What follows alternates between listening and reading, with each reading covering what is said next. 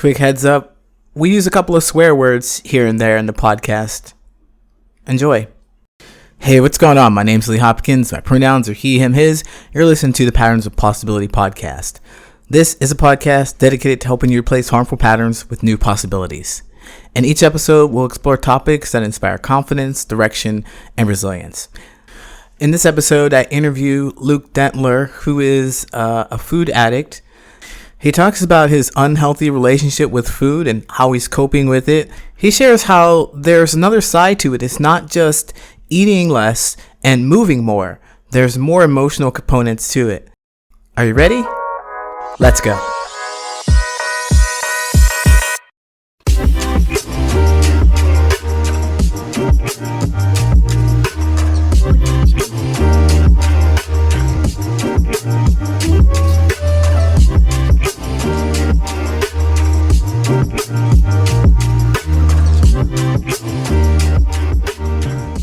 In this episode, I have another introduction. Oh, no, I said introduction, but I meant interview because I'm terrible at introductions, so I let everyone else do their own introductions.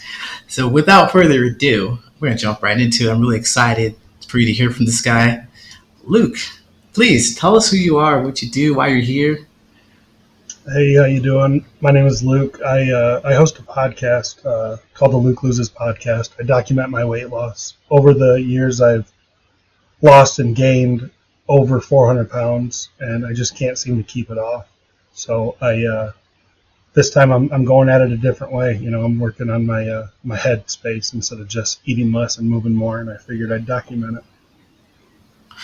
Yeah, that's really awesome that you're going to document that because it sounds like it's a real struggle. I mean, actually, 400 pounds is very surprising.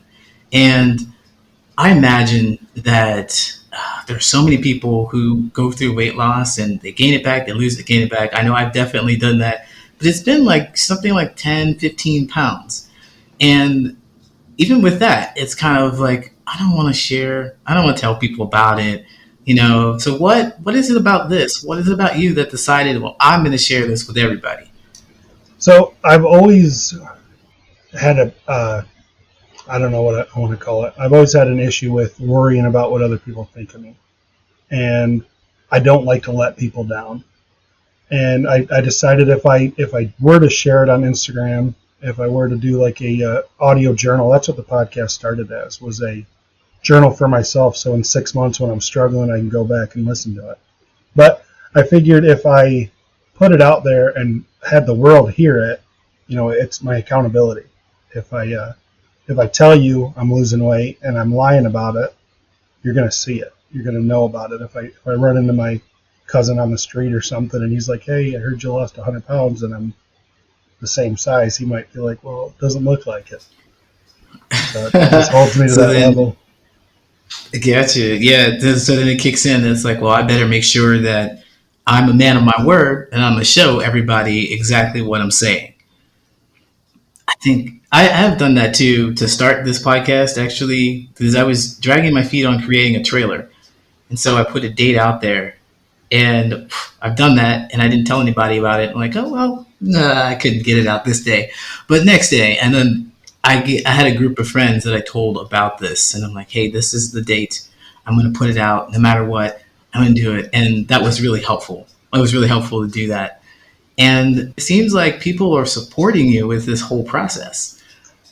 Yeah, I was just talking to my wife about it. Every like, every comment, every share, whatever, you know, every time I see a download on my platform or my hosting platform, I think to myself, like, I started this for me, and the feedback I'm getting blows my mind. You know, a lot of people are like, you're telling my story, and I'm super real about it. Like, I don't sugarcoat things. I talk about when I'm having a bad day.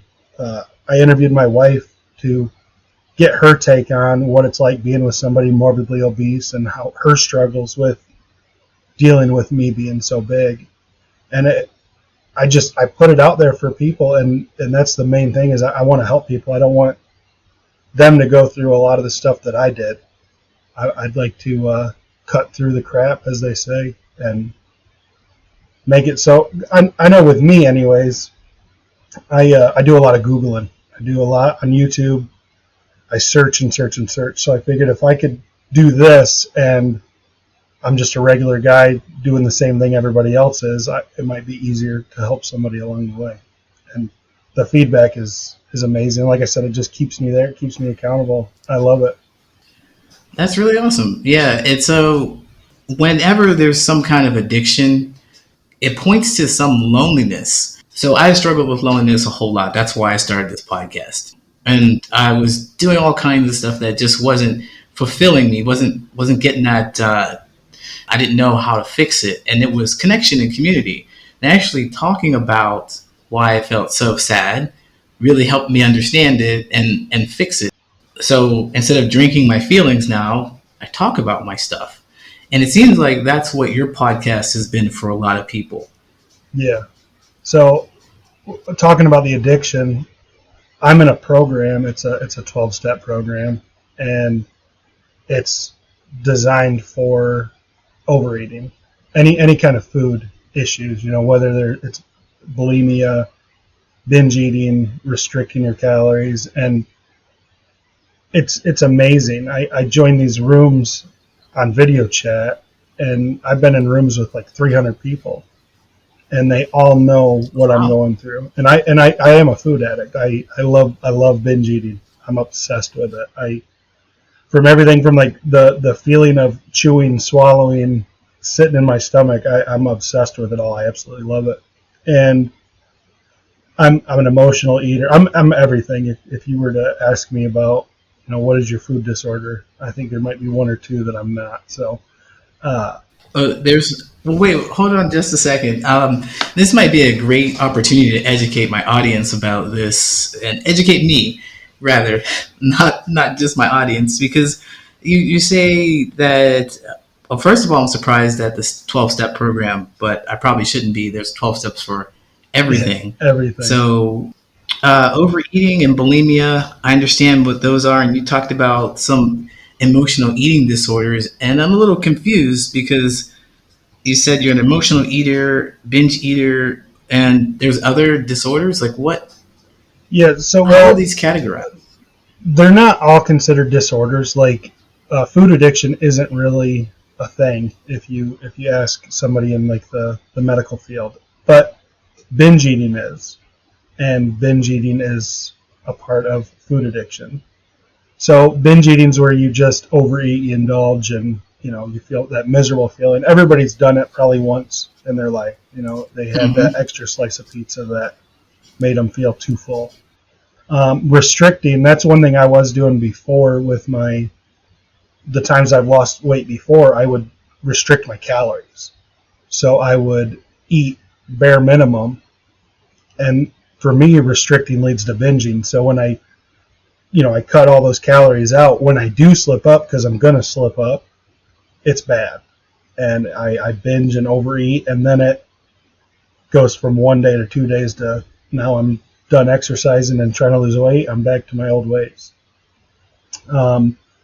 And then like grazing, I'm a grazer as well. It's a term in the overeaters community. I don't know if it's like a real disorder or anything, but let's just say a bag of potato chips sitting on the table, and I walk past it. I might grab a handful, eat them, and walk away, and then I go back, and they're still there, so I'll reach in again and eat some more, and next thing I know, I've had 1,400 calories in potato chips.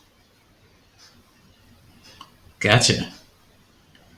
Wow, that's interesting. I'd never thought about those things as categorized like that, but it definitely makes sense to me. And if you can name something, you can tame it. That's the whole idea that I grabbed from that is like exactly what your behaviors are. You can monitor them and pay attention to them and know what's happening. And one thing I did notice in your explanation here is how casually you said, when I do slip, and I'm gonna, and you just moved right along. And I hung on to that because I thought, wow, no shame. No shame. You're not beating yourself up over that, because that's one thing that just, it gets in the way. Yeah. How did you get to this point where you just knew that it's a work in progress? And so over the years of trying to lose the weight, I've always looked at it where it was just I'm eating too much and I'm not moving enough, right? And that's, you know, the body will say if you eat less and you move more, you're going to lose weight. And I never had an issue losing the weight. I mean, that's why I've lost 400 pounds. But it's the mindset and realizing that it's a lot more than just eating less. Like for me, I have an obsession with food, and going to the 12-step program really opened my eyes. And the first couple weeks it was embarrassing. I didn't want to tell people, I'm hooked on food, right? And when there's people out here hooked on heroin and meth and gambling, alcohol, and if food does that to me, it was just a lot of shame. But realizing that there's so many people like me, and knowing how I felt, that shame, I try to normalize it because it's a struggle. Like, I mean, with any addiction, it eats you up. And that's why I try to be as transparent as possible with people and let them know, because we don't know who's going through what, every person we pass. So I try to just put it out there, and if you find something that you can relate to, that's great. If not, maybe you'll have a little bit of knowledge that you could take to somebody that you might know that has that problem.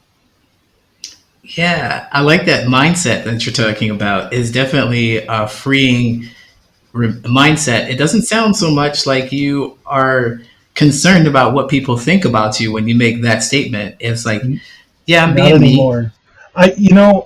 I with my weight, I was very concerned with people. I've always worried about what other people thought. I mentioned that earlier. Like, if I have a stain on my shirt, now you're looking at me, and I'm not just a fat person, and I want to enjoy every moment that I have here on this earth, right? So I've been going to therapy. I go to therapy with my wife. I go to therapy by myself. I do the 12-step program, and that's a form of therapy on its own.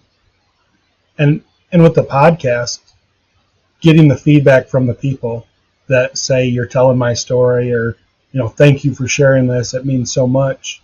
It just keeps me wanting to do better every day, and that's pretty much what my podcast is turned into. It focuses on my weight loss, but it's how can I be better tomorrow. And part of that was letting go of a lot of the unnecessary anxiety that I was carrying. And I mentioned to you before, there's an author, his name's Gary John Bishop. He's amazing. He's got multiple books out, and one of his books, my favorite, it's called Unfuck Yourself, and it's talking about just getting out of your own way. And one thing that I say this phrase like every day, but it's accept everything and expect nothing. And that's one thing that I try to do, because 3 years ago, if we went on vacation and I had a plan for the day, we're going to do this, we're going to do this, and then we're going to do this. Well, if we did that third thing first, my day's ruined, because Wow. it's out of my plan. And reading that book, it's kind of like just go with the flow, try to allow it to happen. And it was almost like an OCD kind of thing. I even paying bills, I would have $300 bills, one for this, one for this, one for that. And if my wife used the $100 that was for gas for the car on groceries, now I have to redo all the finances, even though it's the same thing. The but same 100. Yeah, for that. And that book has just helped me out so much and just kept me, kind of grounded, and realizing that one thing that I bring up is that I'm not alone. I'm not the only person like this. And I always, for years, I thought I was just weird, or there was something wrong with me.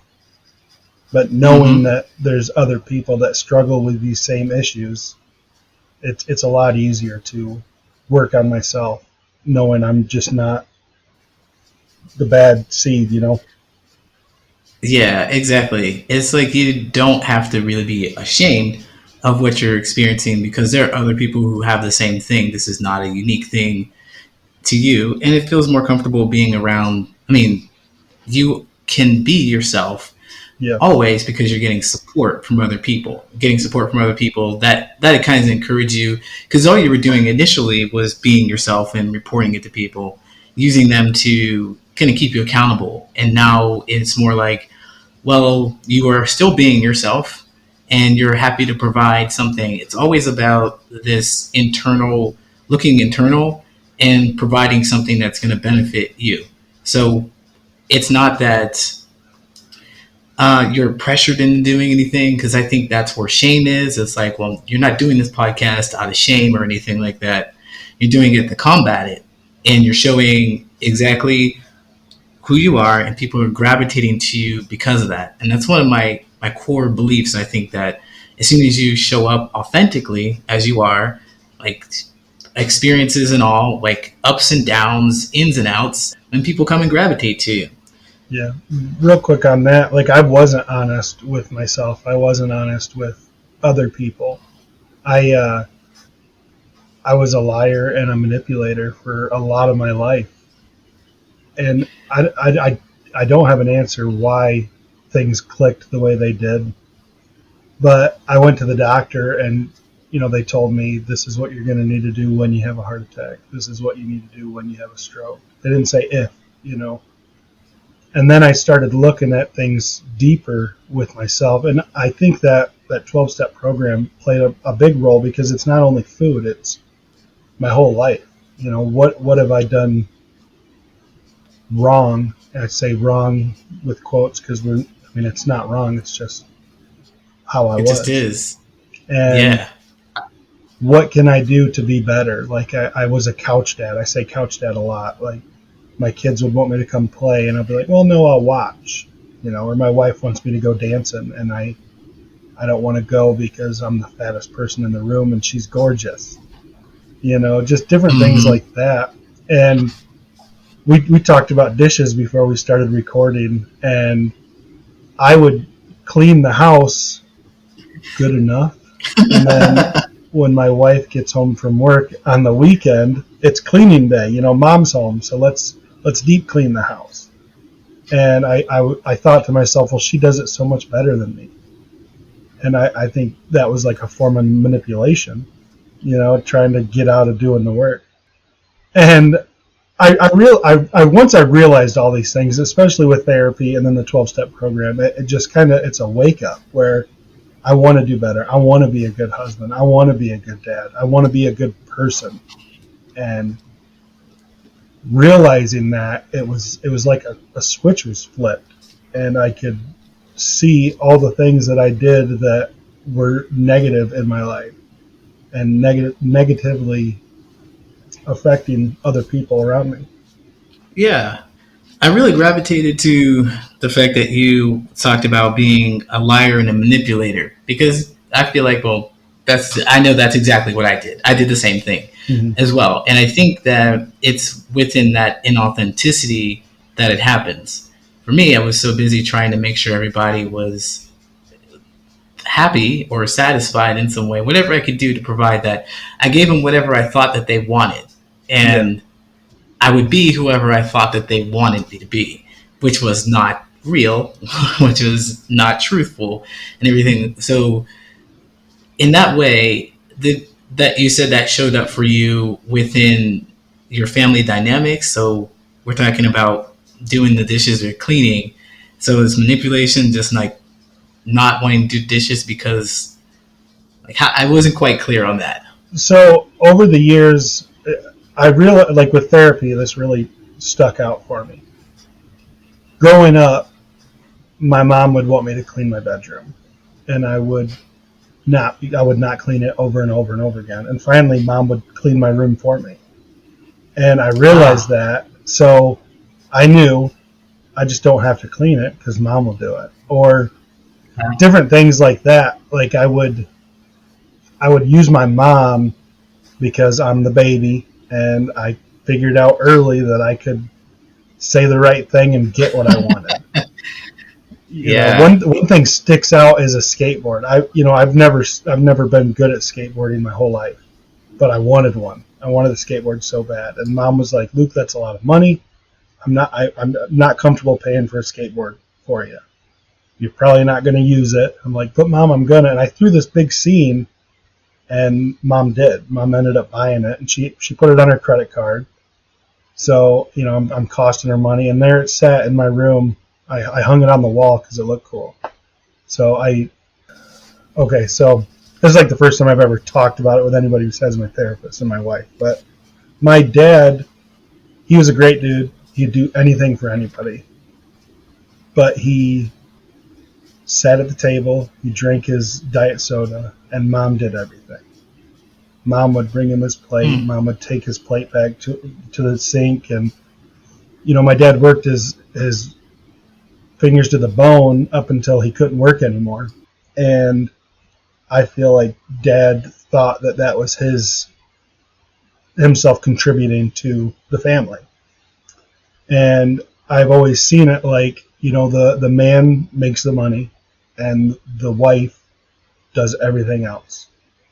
And Definitely. I feel like that tied into me. So I mentioned like the cleaning, and that kind of brings me back to my childhood, to where Dad would sit at the table smoking cigarettes, watching his TV, while Mom's doing everything around the house. And I remember telling my wife, well, like, my dad did it like this. And she's like, well, I'm not your mother and you're not your dad.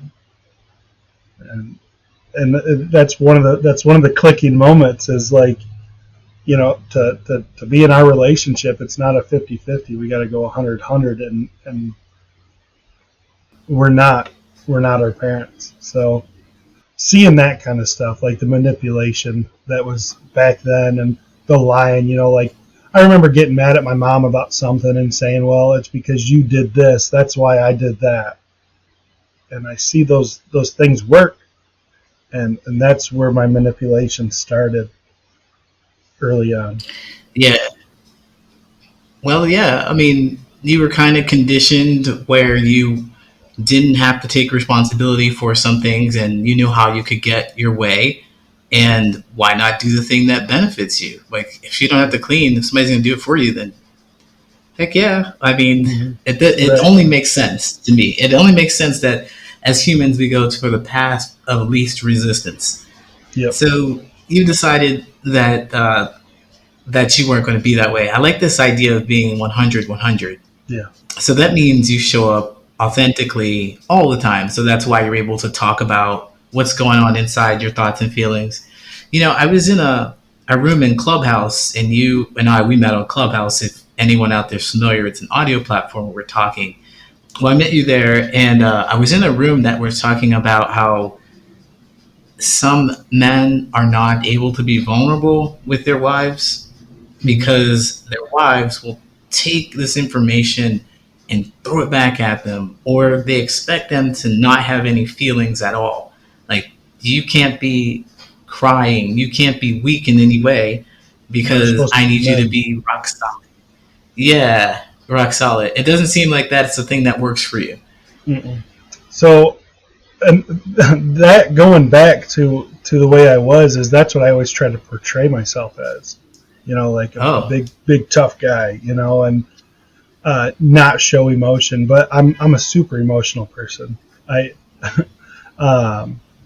There's a lot of my friends always say, there's emotional Luke. But yeah, so being 100% open and putting everything out there. Like, when I decided to make all these changes with my life, my health, my living, I went to my wife and I thought, I brought it up to her, where this is what I want for my life. This is what I want. This is my end goal. And if you can't be a part of it, I totally understand. And I'm not going to force that on you, but my life's going to change dramatically. And if you are willing to work with me through it and stay with me, that's awesome. But if not, like I said, I get it. I get that this is a big change and a big difference. And, thankfully she's like, well, I want to be with you. So we're working on everything together. But going back to that 100% with each other, you can't just give 50% of yourself to anything, your friends, your family, your loved ones. And when you become that 100% open and honest, things change. Like it's really cool. You can actually be yourself, be real, be you, and everybody around you sees that, and they're going to try to do the same thing with you. It's great. Yeah, exactly. I I really like this idea of being 100, 100. And I'll touch on that in a moment, but I want to go back because I thought I heard you say, your friends say, there goes emotional Luke. Yeah. Is that what they, that's your nickname? Yeah, well, no, that's what they call me. So like people know if they like a form of manipulation, I guess you can call it. But they know if they come to me with something, I'm there. I'm a shoulder, to cry on. And Oh, yeah. we talked about video That, game addiction, and that was part of me as well. I play a video game, and I role played as a biker in a motorcycle club, and okay.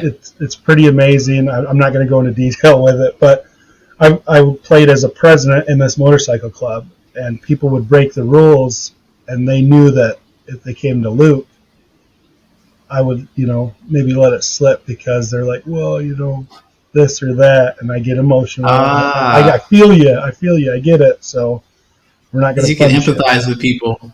Yeah, Yeah. you can empathize with people pretty easily. So Hmm. people are like, yeah, I'm gonna take advantage of this. So this Yeah. motorcycle game, it made me think of, what's that TV show that had Sons of Jack's, Anarchy. Sons of Anarchy, something like that. So Yeah. that was you. So yeah, we play the game, and we emulate real life bikers. So if I were to tell you stories, you'd think I was telling you, something from one of these big real life motorcycle clubs. Wow, man, that's really interesting though. So, I mean, I think that's a really unoriginal name, but I really like it. I like the fact that, well, I'm all about the emotions, and I think it's important to recognize them and to deal with them where, however they come up. Like, I think that we get toxic masculinity because people can't, or because men can't handle this emotion with sadness. It turns Hmm. into anger, and that's how things get broken. And that's how feelings get hurt. And that's how we have deep seated issues. And that's how we have this control thing where we can't Yep. empathize. We have to we have to make up for it by being extra strong and something that's not genuine. So I wanted to touch on that because I thought it was really endearing trait because I see it in myself. That's why it's positive because I see it in myself. But it is a positive. It is an endearing trait. so, so yeah, being authentic, and you talked about how people have changed in your life, how things have changed because you are 100% like that anxiety you talked about trying to fit in, about Hmm. trying to do things correctly. That has gone, so I have more energy to enjoy things, and so I'm attracting people who also enjoy things, who aren't as anxious, and who have a different mindset. So I think that's one way my world has changed, and I believe it's changed for you too as well. Just because of the Yeah. audience that you're picking up, people are like, "This guy is authentic," and I'm inspired to be more so. And he wants to be happy, and I want to make sure I hit those goals too because I can. So I imagine that's happening for you in your world as well. Oh yeah. And on that, like even with my loved ones that like the toxic people in your life, it's really hard, but that brings you down as well. If somebody calls you just to complain, or somebody calls you to gossip about somebody else, it's you may not realize it, but it's going to bring you down. It's going to affect you. And I've had to do that as well, where I remove people out of my life that are negative and that aren't on the same path of moving forward that I'm on. And it's really hard, but surrounding yourself with the positivity, and that's what I do with my weight loss. Is my Instagram, my Facebook, my YouTube is just flooded with positive mental health and you know weight loss, everything. So I'm always around it, and that just so my Mm-hmm. mind can't. wander to, this or that. If I've got that positivity around me, it's easier to stay positive all the time. Yeah, definitely. And because there's always so much fear and anger and anything else other than something that is uplifting, it's always available. You just turn on the TV or Mm-hmm. just talk to someone who's having a bad day, and it'll really bring you down. So then, when you're in this process of seeing your life change, I wonder, how did this affect you as far as your eating? I imagine that there's people in your life right now before the big change, whatever it was that shifted you. There were people in your life. There are probably plenty of people in your life who have been like dismissive and complaining or draining, and then they may have triggered you to your addiction more. When you slowly got rid Mm-hmm. of those people, they have changed. I mean, your life has changed, and you've seen yourself change. How have you seen that change when those toxic-ish people left? So it's almost like a weight is lifted, like not because that they're out of my life, and a lot of them aren't like completely gone. It's kind of like, this is what I want to do, and you're negatively affecting my process. So I love you, and we're still friends, but I've got to remove you a little bit further from my Yes, you life. set some And boundaries. doing that, yeah, doing that, like I said, it's kind of like that weight has been lifted, where I'm not dreading to talk to them. I'm not dreading to, oh, I'm going to see them if I go here today. And with the food, anything would set me off into a binge, but the emotional part of it, the emotional eating, talking to somebody who just wants to be negative, it makes me like want to have comfort in food. And I try to make myself happy, and I know food will make me happy. And once I remove them, or the negativity, it's a lot easier to not fall back towards food. Yeah, I mean, you don't have to like that anxiety, whatever it is, the trigger that what you said, anything will trigger you to eat, and then it's like, well, if you've got these people who are constantly triggering, just unnoticeably, it probably something that you didn't notice Mm-hmm. up until a point in time. It was like, oh man, when I talk to you, I just want to. Some people want to punch you in the face, but I want to go get some ice cream.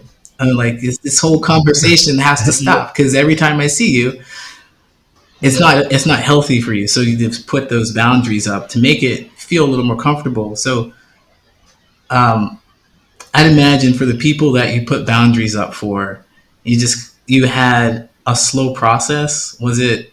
How did you work that out with them? How did they take that? They're still in your life. So at first, I would just try to distance myself from them, and I would get people to contact me and be like, "Hey, what's going on? I haven't talked to you," or I'm trying to think of ways to lie, I guess, and say, "Oh, I've been busy," or "I've been this," or "I've done that."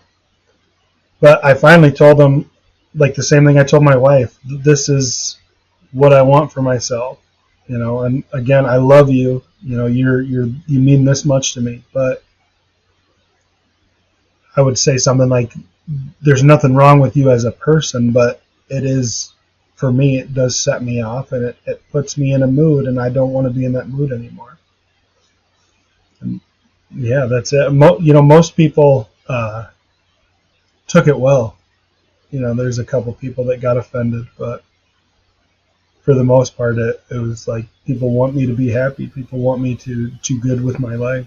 So they're willing to do what it takes to help me reach those goals. So some people wanted the best for you and they stuck around, and some people wanted the best for you and they kind of distanced themselves. That's what you're saying? No, like, people took it like, well, I'm not that type of person. You're just being a jerk.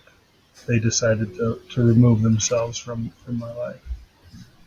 Okay, okay. And that's just fine. It doesn't sound like you're sad. Doesn't sound like that at Uh-huh. all. Of course, I mean, man. Yeah. I know what I want. I know what my end goal is, and I'm willing to do a lot to be happy. So what is it that you see for your end goal? So I've got a list of things that I want to do. And Mm-hmm. I would never do this years ago. I want to fit on a roller coaster. I don't know if I could fit on a roller coaster, but that's one of my big goals. I want to be a good dad. I want to, be that dad that can do these things with my kids. Like I missed out on a lot. My kids were Boy Scouts and stuff, and I missed out on camping trips because I was worried about what other people thought of me and didn't want to go because they'd see me, being overweight or want to be on my phone or whatever the case may be. But my end goal is to just live. I want to have a life. I want to be able to do things that I want to do with the people that I want to do them with. So if it's hop in the car and go on a trip across the country, I can do that without anxiety or depression or my obesity to slow me down. And like bringing back the roller coasters, like when we would do things with the family, I was pretty much a purse holder.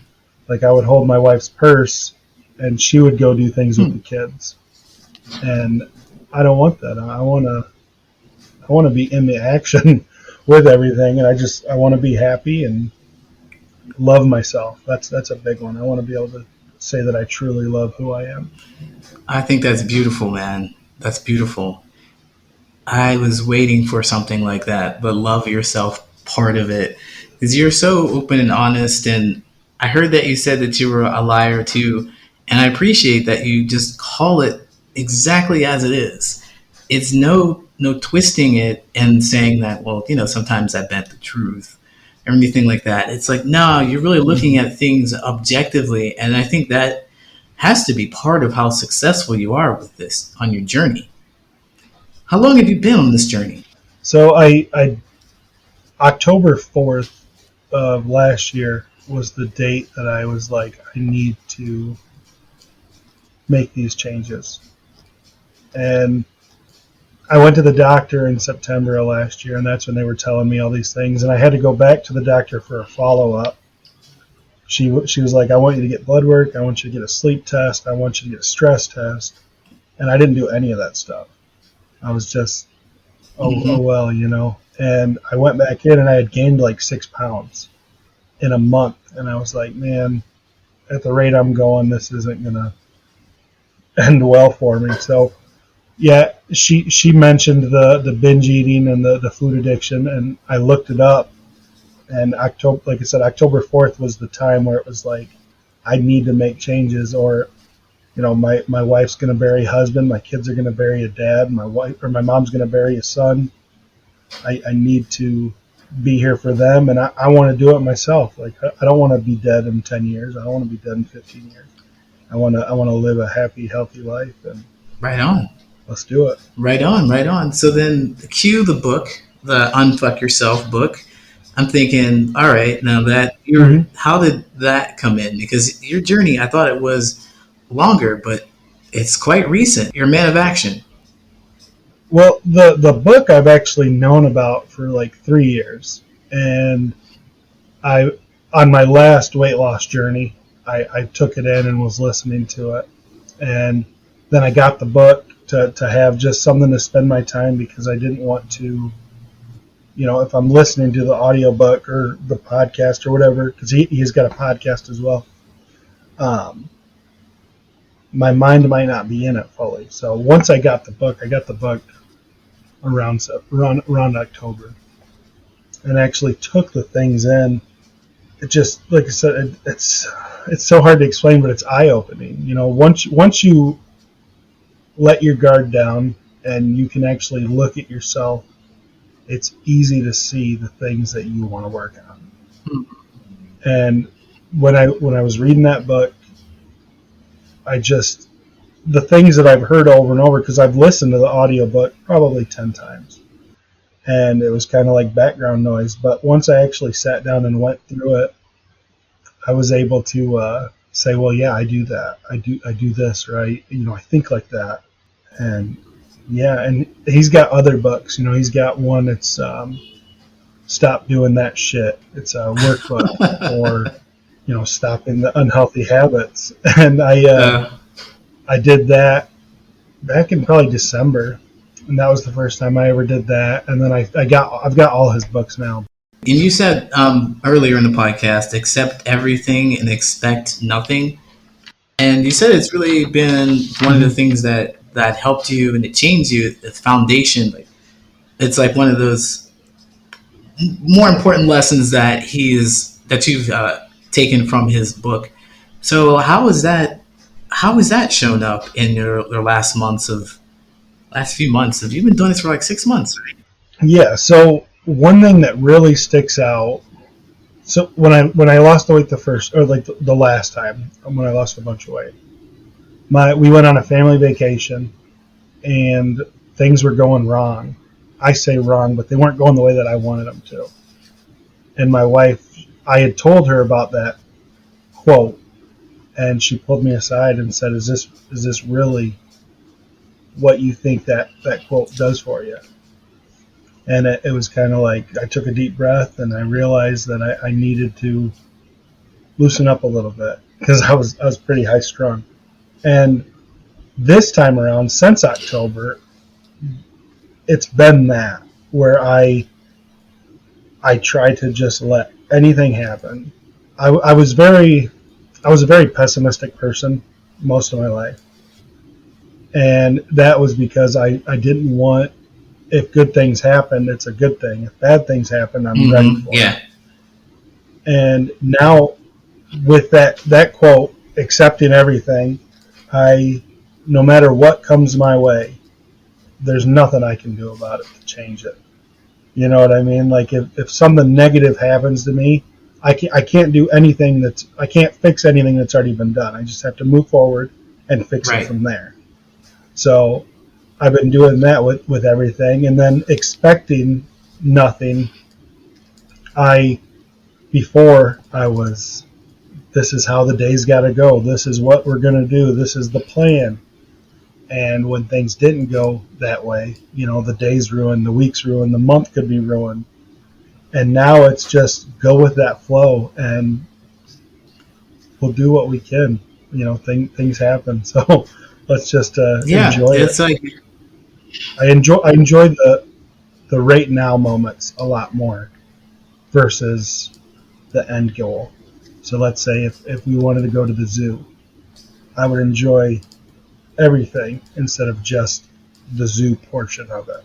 You mean the zoo portion of it, like getting to the zoo or planning to go to the zoo? I enjoy every moment of it. It's not just, oh, here's an animal. It's the car ride. That's fun. The packing of the lunches. That I try to find fun in it and enjoy it instead of it being I have to do this. My kids. Yeah. My kids, but it makes it a lot easier to enjoy everything versus what you think you should be enjoying in the end. It all comes from you and your own beliefs and your own desires rather than I should do this, I have to do this. Like there's some external force on you where all this stuff is coming from inside. I'm going to make lunches and I'm going to make them look super awesome. Whatever. I'm going to be about driving to the zoo because I get to spend time with my family closely, and just finding those kind of things, like anything about it and not just the end goal. I know that I certainly live my life that way, like you just described, like not really enjoying and taking in many things. Like these are events that have just happened, and I'm not clocking how I feel about them. Whereas like now I'm on, the light's on, and I can feel like, oh, this is an experience. I like it. I don't like it. What about it? Can I learn from it? And there's always something to do when you're fully conscious. And that sounds like that's what it's done for you. Yeah, definitely. And by the way, your wife seems to be amazing. I think that there's a couple of things that she did here that just kind of, I don't know, blew my mind. Like you were able to be open and honest with her about your feelings and discuss stuff. And she was like, hey, we're not your parents, right there. And then, okay, I'm going to help you work it out. And then she actually does work it out. She says, hey, here's a quote. How is it feeling? How is it looking in your life? And it's not like she's even there to shame you or to push you in a way that you don't want to go. She's just like reminding you, hey, you said you wanted to do this, and here's a little reminder. You might be getting off track, but I've got you. Yeah. I think that's amazing. Yeah. How long have you been married? November 30th will be 2 years, but we've been together about 7. Yeah, she's my biggest fan, really. And once we both realized that it's not just eat less and move more, and it's actually, I got to get my brain right before I can, keep this weight off.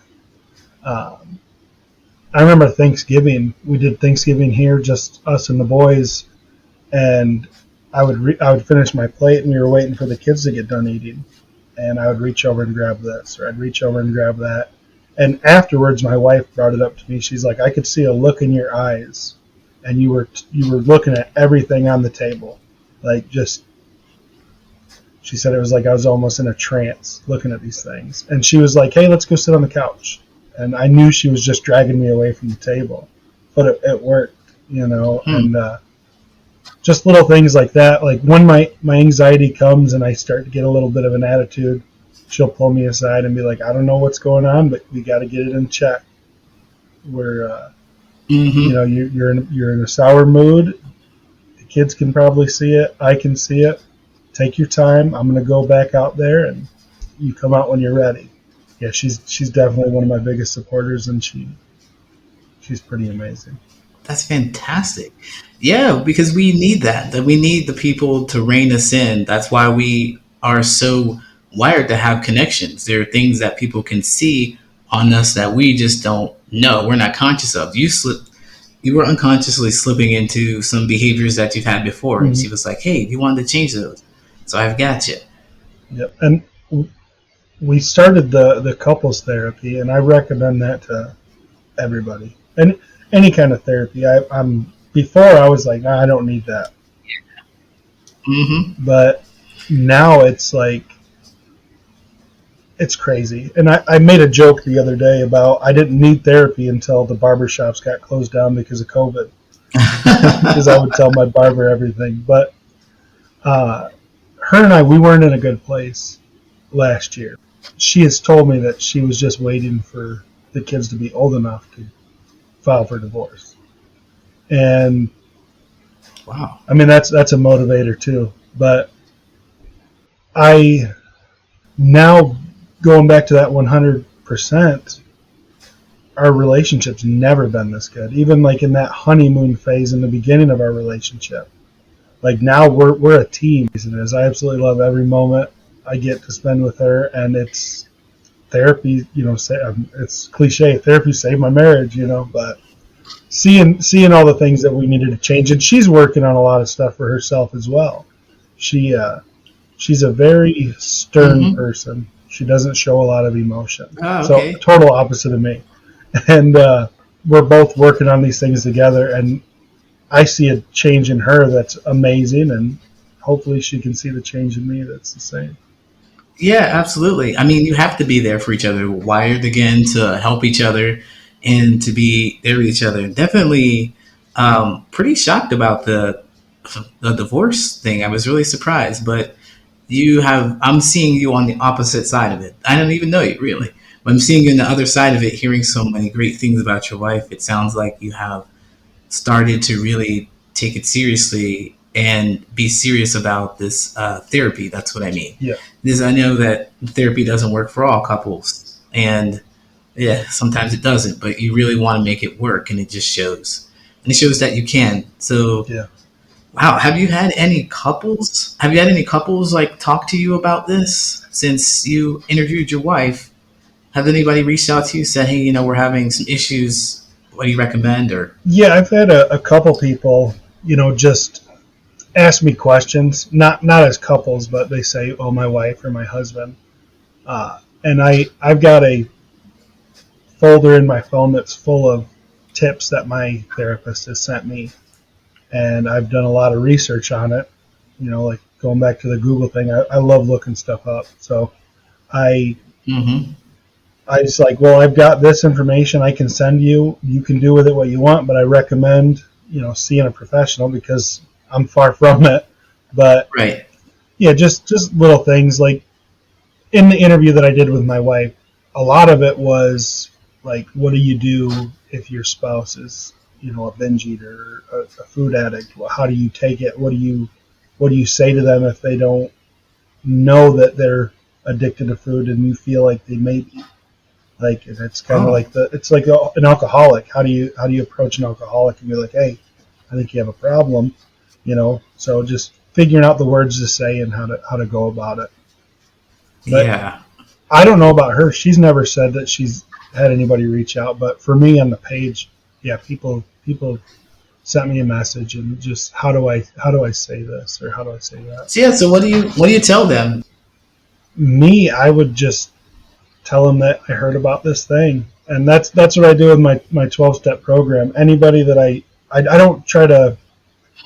I say it like that, I don't know, the Avon lady always pushing her product. I don't want to do that with the 12-step program. So I just I give people links or articles that they can read and say check it out if it might speak to you. I did an episode on that where I read off from a organization. I can't really remember the name of it right now, but if you are one of these things, that you may have a food addiction. And like for me, every one that I read off, I was like, yep, yep, yep. So Wow. I usually send people stuff like that just so they can get an idea of it, as well as documentaries. I see documentaries that talk about certain things. I'll send people that information. I will never forget when someone told me that I had a drinking problem and it really sunk in. I really got it. I was so surprised. I was surprised. I was surprised by it. And they didn't really even say you did. They just kind of casually mentioned it. And I picked up on it. And so you're saying this is the exact same thing. You're not saying like, well, you need to tell him XYZ. You casually just bring it up. You're like, I heard about this thing. You might want to check it out, or see it just relates to you. Yeah.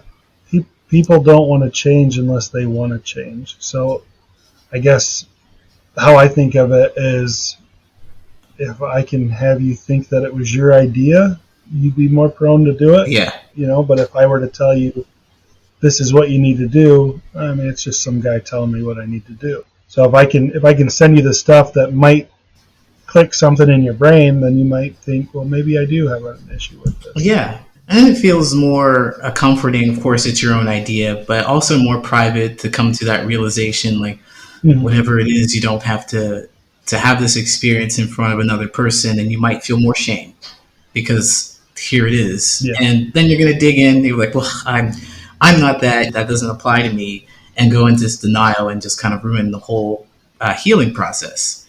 yeah. Yeah. So I was watching your Instagram and I saw you make a bell pepper sandwich, and you bit it. You ate it. I actually had one this morning too. You ate it. I was like, It was good. really? Are they really tasty? What's on them? So I did the bell pepper. I did cheese, uh, chicken breast, and I stuffed the pepper with cucumbers to make like a bun. Nice. So instead of them just biting into the air, but yeah, and I've seen people use like mayonnaise or seasoning and stuff, and totally forgot to do any of that. But this morning when I made one, I put horseradish sauce on it, and it was really good. But it's the one I made yesterday was like 260 calories, so it wasn't too much, and it's a snack, and I was full after it. So it beats eating bread, because bread is one of my trigger foods that would make me want to eat more and more of it. Yeah, carbs are carbs. Yeah. Are something. Bread and peanut butter. Oh, peanut butter. Those are my top two. Oh man. So no real, not peanut butter and jelly, just peanut butter sandwiches for you. I love it. My wife's caught me eating it sleepwalking. Like she came out of the kitchen. I was eating ham and peanut butter. I don't have any memory of it, but yeah, I'll eat a whole jar if you let me. I still eat those things. Like I don't restrict myself from anything, but I say a lot like I'm trying to eat like a normal person would. So instead of eating a pizza and two calzones and a box of breadsticks, I'll have a piece of pizza and some breadsticks. So I don't remove those things, but I try to make healthier choices with things. Yeah, because you've seen in the past that you didn't have success with restriction like that. I imagine if you just cut everything out, well, Yeah. you're just gonna want it more because you don't get it. hmm Yeah, I lost 130 pounds once in 6 months, 6 months or so. And it was by cutting my calories back to almost nothing. And I was in the gym 4 hours a day, twice a day. So it was 2 hours each time. And I did mess up. Like I messed up on my diet. It's not even a mess up. I didn't go according to my diet. And it was nasty. Like I had a whole large pizza to myself, a bag of breadsticks, and I went to McDonald's afterwards, and it was a mess. It was probably 10,000 calories. Hmm. So, do you know what was it that kind of made you trigger like that? Because you've said that you like to have things in a certain way, particular order. You're really particular and meticulous about those things. And so, if you're going to the gym and you have this strict regimen, and do you know what one thing just took you off the rails? I don't really remember that time, but I recently I binged. I think it was like 60 days ago. I ate 3,000 calories in one sitting on top of everything else I ate that day, and I made pork chops. I marinated it, and I had I want to say rice and mashed potatoes as well. And my wife didn't finish her plate, so I ate some. And then my kids didn't finish their plate, and then I ate some. And I didn't put it away, and I made too much. And I kept going back for more. And by the end of it, like I did an episode on it where I was crying, like begging myself to stop, and I couldn't. I wanted it, and I was even drinking the marinade. It sounds horrible, it's disgusting, but it was it was that bad. And for me, it was I didn't put it away. I did. It was out. It was there. I should have put it in the containers, put it in the refrigerator, and then just make it more of a chore to come in, get it out, warm it up. But I left it out, and that was that. But anything will really trigger me. Somebody cutting me off in traffic. Somebody like celebrating. That was a big one. Like that gives us reason to celebrate. Let's go eat. you know, uh, anything. Like I love the binge. I love that getting too much food at the restaurant or undoing my pants, feeling disgusting. It's like an accomplishment. I mean, that's something that Americans can relate to, especially because Thanksgiving is a day dedicated to just eating. Like, oh, yeah, you're thankful for stuff, but hmm for the most part, you just want to eat. That's it. And So, in my 12-step program, you know what they call Thanksgiving? no, tell us. Thursday. I Just another Thursday. like that. That's nice. so, so what was the 12 step program that you went into? So it's called Overeaters Anonymous. You can go to oa.org and you can find meetings in your area or Zoom meetings or phone call meetings. And there's groups on Facebook that I joined. And that's how I found my sponsor is I was struggling and I made a post saying, hey, I'm having a bad day. And tons of people reached out to me and I was able to talk to him. And he's like, well, let's go to a meeting. And I went to my first meeting and changed everything. Wow. Can you share? Do you remember any of those groups that you went into for Facebook? So it was Overeaters Support Group on Facebook is the big one, and that's completely dedicated to OA. It changed my Awesome. life.